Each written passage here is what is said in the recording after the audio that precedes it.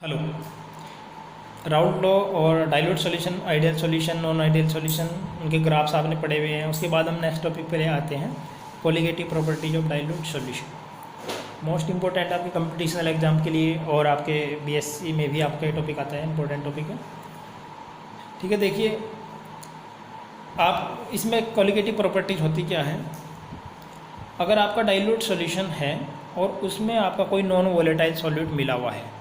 अब non volatile से आप क्या समझते हो? नॉन वोलेटाइल वो होते हैं जिनका इवेपोरेशन जो होता है वो बहुत कम होता है, उन्हें हम नॉन वोलेटाइल कहते हैं। एक टर्म होती है वोलेटाइल। वोलेटाइल वो होते हैं जिनका इवेपोरेशन आसानी से हो जाता है, ठीक है, उन्हें आप वोलेटाइल कहते हो।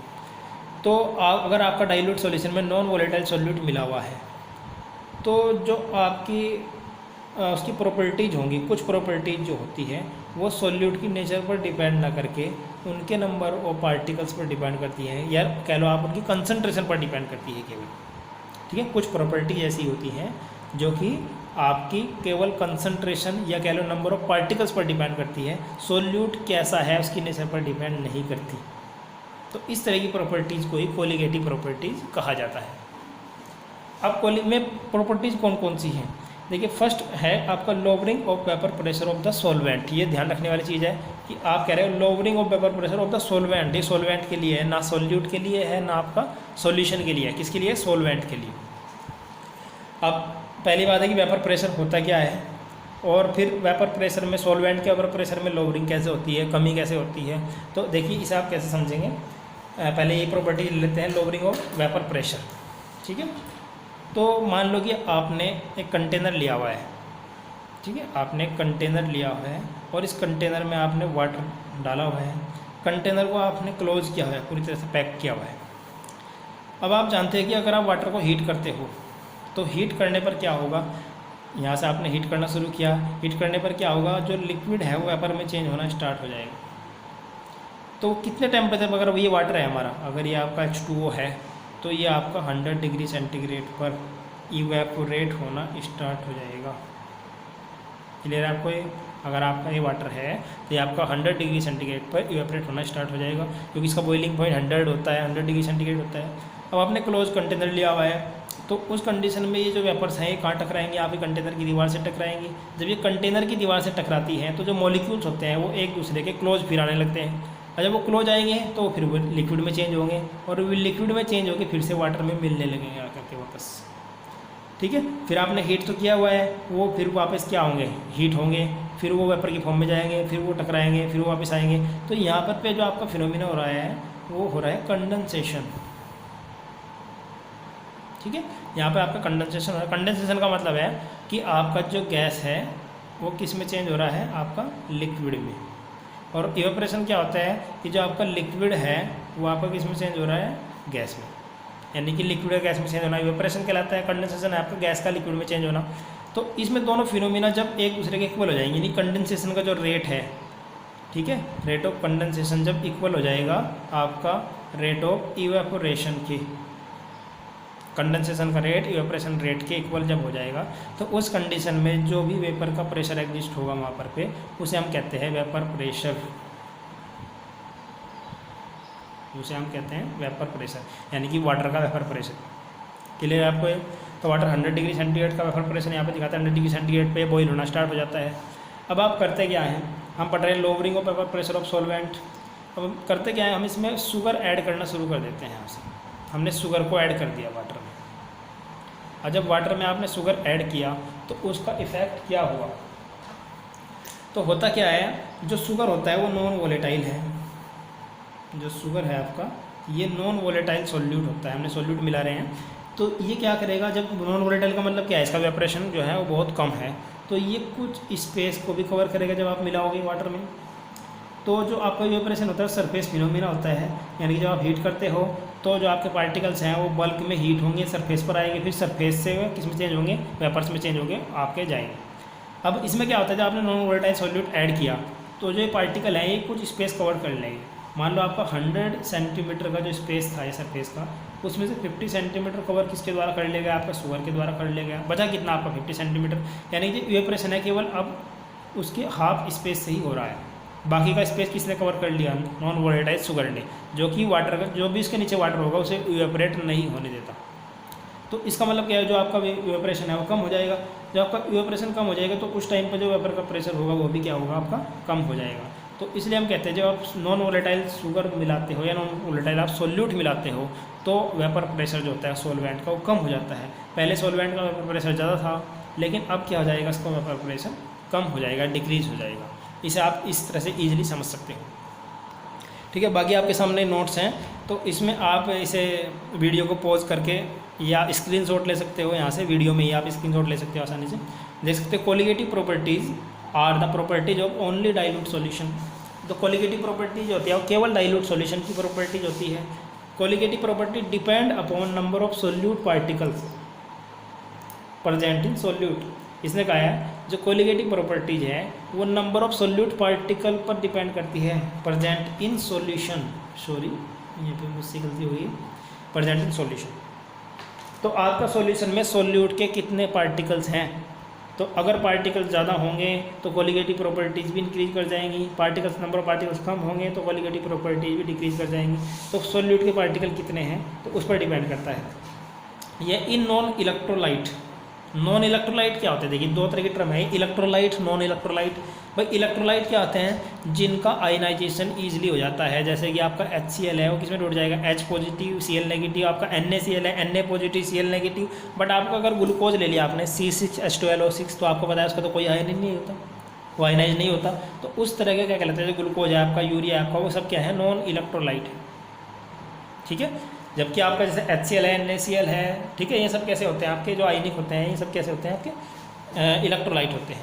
तो हम बात करें नॉन इलेक्ट्रोलाइट की, कि in non electrolyte solute particles are less.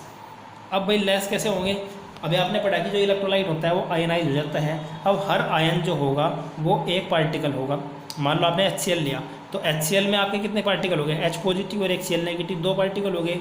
लेकिन आपने ग्लूकोज लिया C6H12O6, बट उसमें पार्टिकल तो एक ही है, समझ रहे हैं आप इसे, उसमें तो आपका पार्टिकल कितना है, एक ही है। तो ऐसे ही उसके मोल के बेस पे फिर हम particle number of particle increase करते चले जाएंगे। भाई आपने कहा इसमें 5 मोल हैं तो HCl में कितने हो गए, 2 आयन होंगे, तो 5 + 10 यानी कि 10 हो जाएंगे पार्टिकल, नंबर ऑफ पार्टिकल। तो इस तरह से हम कहते हैं नॉन इलेक्ट्रोलाइट का आयनाइजेशन नहीं होता, तो उसका मतलब वहाँ पर पार्टिकल की संख्या भी कम होगी या नंबर ऑफ पार्टिकल कम होंगे। Whereas in electrolyte whereas electrolyte is ionisable. Electrolyte क्या है, आयनाइजेबल है and give number of ions each of which act as particles. तो जो इलेक्ट्रोलाइट होते हैं वो बहुत से आयंस देते हैं, जिनमें से प्रत्येक जो होता है पार्टिकल की तरह बिहेव करता है। Study of colligative properties are very useful in the calculation of molecular mass of solute. देखिए यहाँ से हम जो इसका मोस्ट यूज़ है वो सोल्यूट का मोलिकुलर मास निकालने में ही है। तो जो आप स्टडी कर रहे हो कोलिगेटिव प्रॉपर्टी, वो हेल्पफुल होती है मोलिकुलर मास को डिटरमाइन करने में। अब देखिए फर्स्ट प्रॉपर्टीज़ पर आते हैं हम, lowering of vapour pressure of solvent.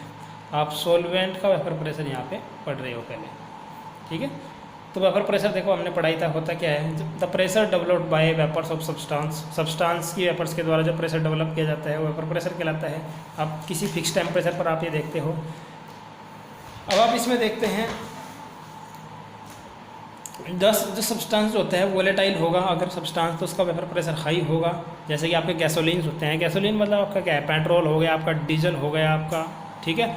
तो ये जितने भी इस तरह के क्रूड ऑयल होता है आपका, जो वहाँ से जो बनते हैं वो सब क्या होता है, वेपराइज होता है। आप जानते हो जो पेट्रोल होता है वो बहुत जल्दी वेपरेट होता है, वहाँ पर तो आपका नॉर्मल टेम्परेचर पर ही वेपरेट करने लगता है। इसका वेपर प्रेशर क्या होता है, बहुत ज़्यादा हाई होता है। लेकिन कुछ सब्सटेंस जो होते हैं वो नॉन वोलेटाइल होते हैं, इनका वेपर प्रेशर बहुत ही कम होता है। जैसे कि आपका मोबिल ऑयल होता है, आपका मस्टर्ड ऑयल, आपने सरसों का तेल जानते हैं आप, मस्टर्ड ऑयल, उनका वेपर प्रेशर क्या होता है, बहुत कम होता है। भाई आप हीट करते रहो, बहुत ज़्यादा टेम्परेचर आपको देना पड़ेगा। तो ग्राम लॉ का इवेपरेशन लॉ है, उसके अकॉर्डिंग क्या कहता है ग्राम लॉ, कि जो रेट ऑफ इवेपरेशन होता है वो इन्वर्सली प्रोपोर्शनल होता है स्क्वायर रूट ऑफ डेंसिटी के। भाई डेंसिटी आप जानते हैं, डेंसिटी क्या होता है, डेंसिटी होता है मास अपॉन वॉल्यूम। अगर लिक्विड का मास ज़्यादा होगा, जैसा आपके मन ने बताया कि मस्टर्ड ऑयल है, मस्टर्ड ऑयल का मास क्या होता है, पेट्रोल से तो ज़्यादा ही होता है, अब उसकी डेंसिटी भी क्या होगी, ज़्यादा होगी। अब जब उसकी डेंसिटी ज़्यादा होगी तो उसका रेट ऑफ इवेपरेशन क्या हो जाएगा, कम हो जाएगा। बहुत सिंपल है समझने के लिए, आप यहीं से जोड़ सकते हैं वेपर प्रेशर में। अगर रेट ऑफ इवेपरेशन ज़्यादा होगा तो उसका वेपर प्रेशर भी ज़्यादा होगा। बट आपने पढ़ा कि जो आपके मोटर ऑयल होते हैं, जो मोबिल ऑयल है, मस्टर्ड ऑयल है, उनकी डेंसिटी बहुत ज़्यादा होती है। तो डेंसिटी ज़्यादा है तो रेट ऑफ इवेपोरेशन का कम है।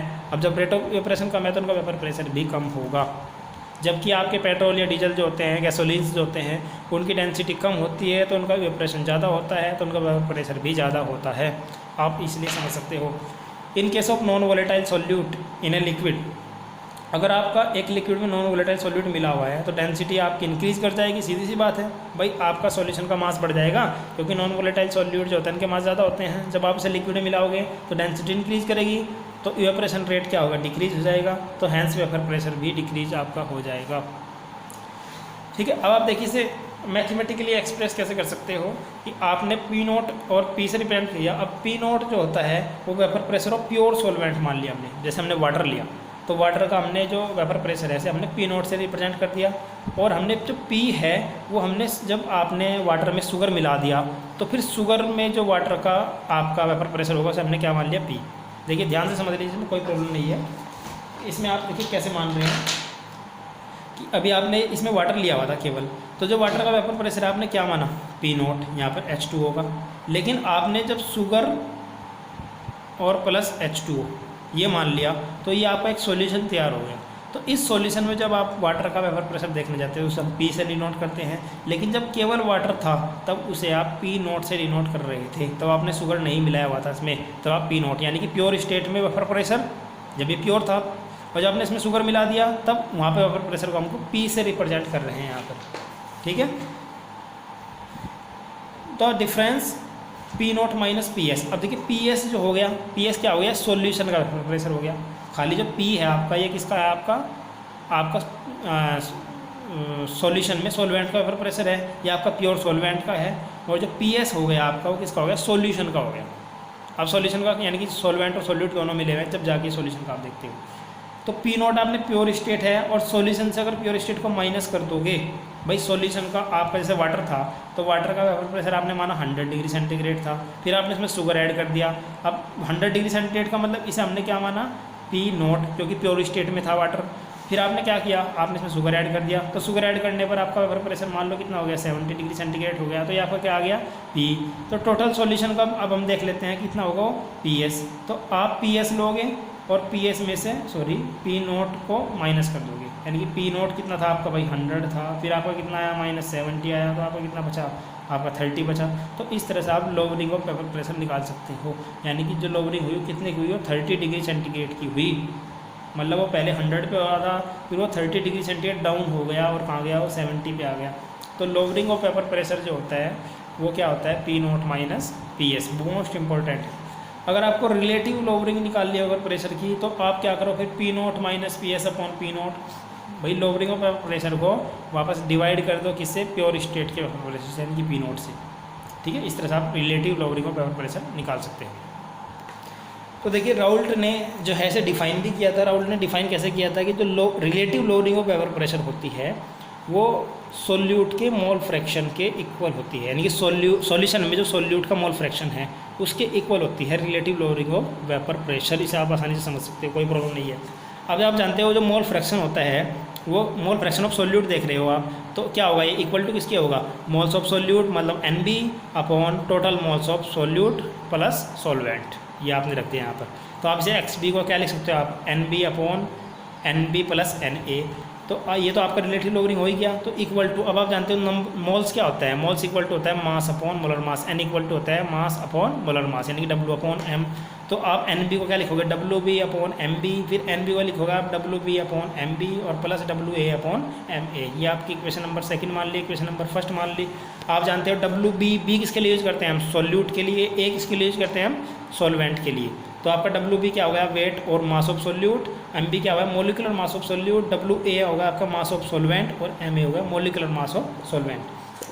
अब देखिए इसमें कंडीशन है कि अगर आपका सॉल्यूशन डाइल्यूट होता है, बहुत ज़्यादा डाइल्यूटेड सॉल्यूशन है, यानी कि NB जो सोल्यूट है वो बहुत कम है किससे, NA से, यानी कि जो नंबर ऑफ मोल्स सोल्यूट हैं वो number of moles of solvent से बहुत कम हैं, तो उस कंडीशन में आपका NB plus NA equal to NA हो जाएगा। भाई कहने का मतलब क्या है कि आपका सॉल्यूट बहुत ज़्यादा कम है तो सॉल्वेंट बहुत ज़्यादा है, तो आपको सॉल्यूट दिखाई नहीं दे रहा है इसमें, तो इसका मतलब आपका केवल सॉल्यूट के मोल ही हम कंसीडर करेंगे इसमें।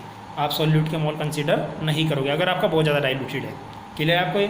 फिर then equation first will be, तब इक्वेशन फर्स्ट क्या आ जाएगी। अब आपने क्या मान लिया, N B plus N A को किसके इक्वल मान लिया आपने, एन ए के, तो N B upon N A equation first में आप ऐसे रख दोगे भाई एन बी, सॉरी यहाँ पे देखिए N B plus N A की जगह आप क्या रख सकते हो, आप केवल एन ए, ठीक है। फिर P naught minus P S upon P naught equal to किसके हो जाएगा, एन बी को क्या लिखोगे, W B upon M B, N A को लिखोगे W A upon M A.